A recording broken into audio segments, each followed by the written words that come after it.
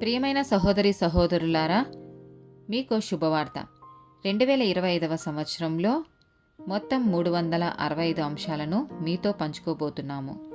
జనవరి 1వ తేదీ నుండి ప్రతిరోజు ఒక అంశము మరియు దానికి సంబంధించిన వాక్యమును పంచుకుంటాము. దయచేసి ఆ వాక్యములను వినండి, ధ్యానించండి మరియు ఆశీర్వదించబడండి. దయచేసి సబ్స్క్రైబ్ చేయండి మరియు మీ స్నేహితులతో పంచుకోండి. ధన్యవాదాలు.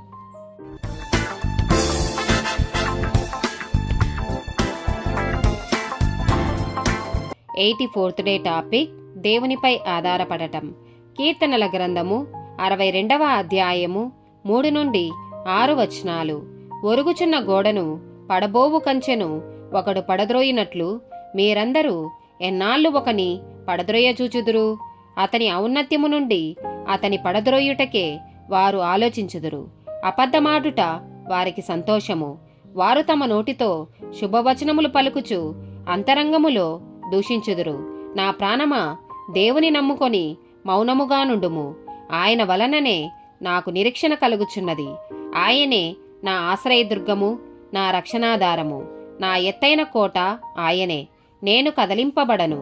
కీర్తనల గ్రంథము 86వ అధ్యాయము 1వ వచనం.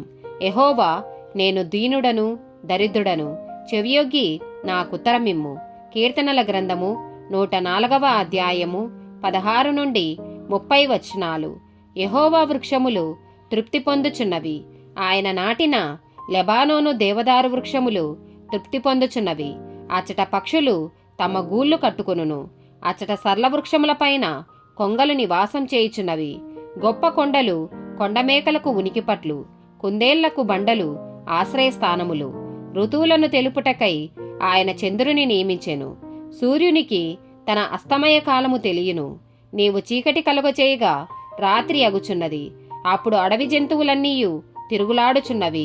సింహపు పిల్లలు వేట కొరకు గర్జించుచున్నవి.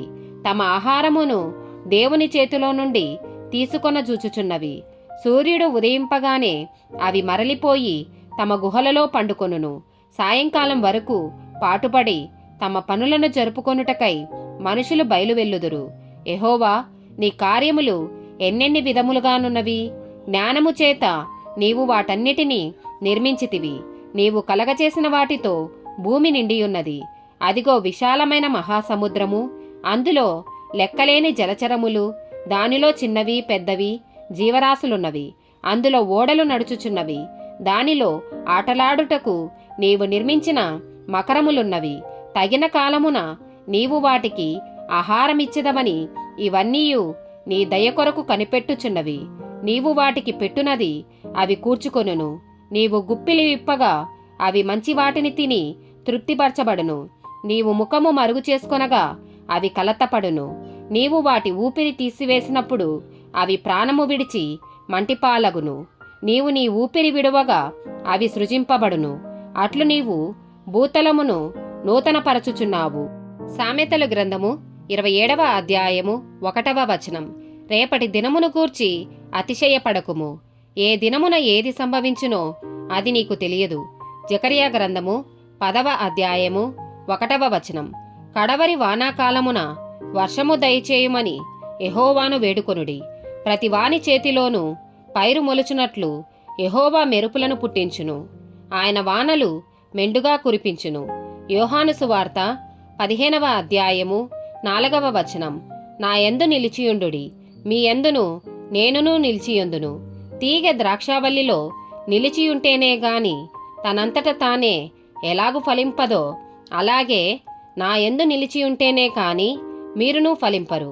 2వ కొరింథీయులకు రాసిన పత్రిక 9వ అధ్యాయము 11వ వచనం. ఇట్టి ఔదర్యము వలన మా ద్వారా దేవునికి కృతజ్ఞతాస్థుతులు చెల్లింపబడును. ఆమేన్.